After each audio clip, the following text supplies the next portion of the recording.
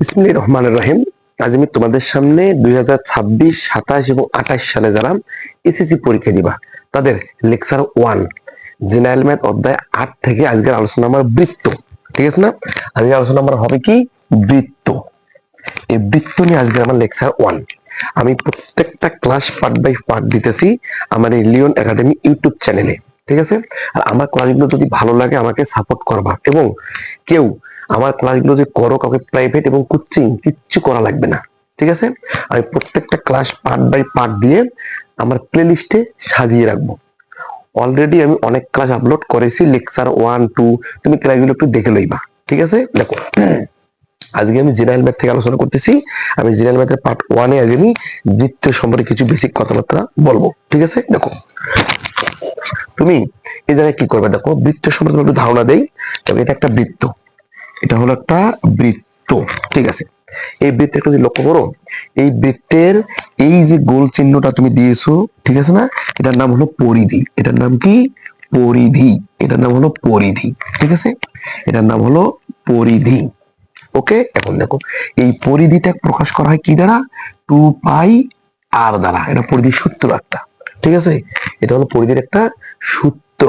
ওকে, এখন দেখো এই যে মাঝে একটা ফোঁটা হবে, এই চিহ্নটার নাম কি? কেন্দ্র। এটার নাম কি? কেন্দ্র। এটার নাম হলো কেন্দ্র। ভালো করে মনোযোগ দিয়ে একটু দেখবা। ঠিক আছে? এটার নাম হলো কি? কেন্দ্র। তুমি আমার ক্লাসটা যদি ফুল দেখো, part by part, lecture 1, lecture 2, lecture 3, তাহলে তোমার কোনো প্রাইভেট কোচিং কোনো কিচ্ছু পড়া লাগবে না। আমার সঙ্গে লেগে থাকো, তোমার A to Z কভার হয়ে যাবে এসএসসি 2026, 27 এবং 28। যাতে জেনারেল ম্যাথ, হায়ার ম্যাথ দুই বিষয় আমি প্লেলিস্ট সাজিয়ে রেখেছি, তুমি ক্লাস করবা। ঠিক আছে? ওকে, এখন দেখো, এখন তুমি কি করবা একটু নজর দাও।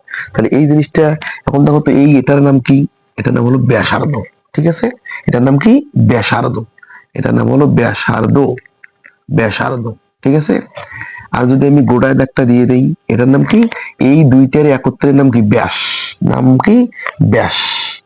এই ব্যাস, এই ব্যাস শব্দটা, এই ব্যাস শব্দটা থেকে এই ব্যাসার্ধ শব্দটা এসেছে। ঠিক আছে? এই ব্যাস শব্দটা থেকে ব্যাসার্ধ শব্দটা এসেছে। ক্লিয়ার?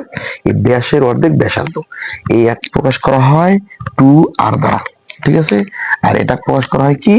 খালি r দ্বারা। ওকে, কিছু ঝামেলা নেই। দেখ 2r, ওটা খালি আর। ঠিক আছে? এখন দেখো, এখন এটা আর কিছু জানা লাগবে। এটার নাম কি? দেখো তো একটু, এটার নাম কি? জ্যা। এটার নাম কি? জ্যা। এই জ্যা। এই প্রত্যেকটা টপিক, প্রত্যেকটা বিষয় তোমার পাই টু পাই বুঝতে হবে। ঠিক আছে? এর নাম কি? জ্যা, পরিধি, ব্যাস, ব্যাসার্ধ। ঠিক আছে? এখন দেখো, এখন তোমাকে যদি বলি বৃত্তের স্পর্শক কয় প্রকার? স্পর্শক দুই প্রকার। কয় প্রকার? দুই প্রকার। এক নম্বর হচ্ছে কি? বহি স্পর্শক। বহি স্পর্শক। দুই নম্বরে কি? অন্ত স্পর্শক। ঠিক আছে? এভাবে পার্ট বাই পার্ট যখন তুমি ক্লাস পাবা, তোমার A to Z ক্লিয়ার হয়ে যাবে।